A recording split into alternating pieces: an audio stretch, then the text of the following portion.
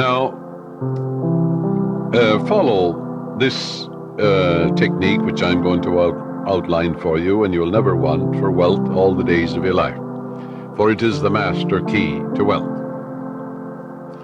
The first step is to reason it out in your mind that God, or the life principle, or the living spirit, is the source of the universe, the galaxies in space, and everything you see.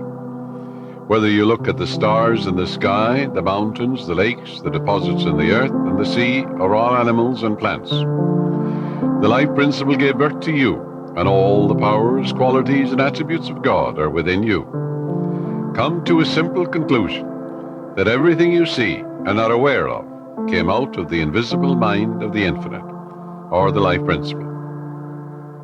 And that everything that man has invented, created, or made came out of the invisible mind of man. And the mind of man and the mind of God are one, for there's only one mind. That mind is common to all individual men.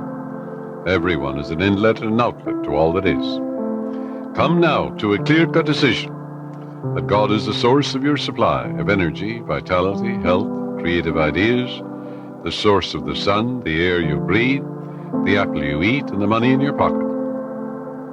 For everything is made inside and out of the invisible. It is as easy for God to become wealth in your life as it is to become a blade of grass or a crystal of snow.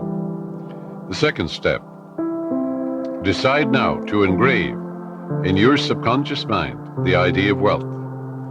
Ideas are conveyed to the subconscious by repetition, faith, and expectancy. By repeating a thought pattern or an act over and over again, it becomes automatic, and your subconscious being compulsive, you will be compelled to express wealth. The pattern is the same as learning to walk, swim, play the piano, type, or drive a car. You must believe in what you're affirming. It's not mumbo-jumbo, it's not idle affirmations. You must believe in what you're affirming, like you believe that when you put seeds in the ground, they grow after their kind. And the seeds are thoughts deposited in your own subconscious mind. Realize that what you are affirming is like the apple seeds you deposit in the ground, and they grow after their kind. You can imagine the seeds going from your conscious to your subconscious mind and being reproduced on the screen of space. By watering and fertilizing these seeds, you accelerate their growth. Know what you are doing and why you are doing it. You're writing it with your conscious pen in your subconscious mind. Because you know, wealth is walk down the street and you see it.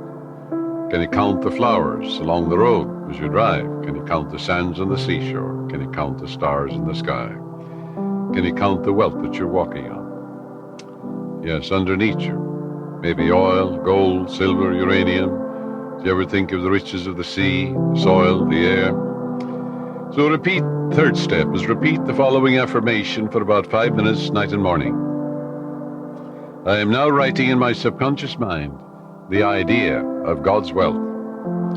God is the source of my supply, and I know God is the life principle within me, and I know I'm alive. And all my needs are met at every moment of time and point of space. God's wealth flows freely, joyously, and ceaselessly into my experience, and I give thanks for God's riches forever circulating in my experience. Step 4.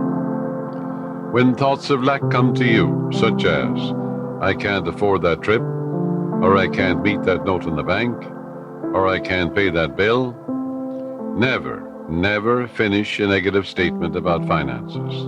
This is mandatory.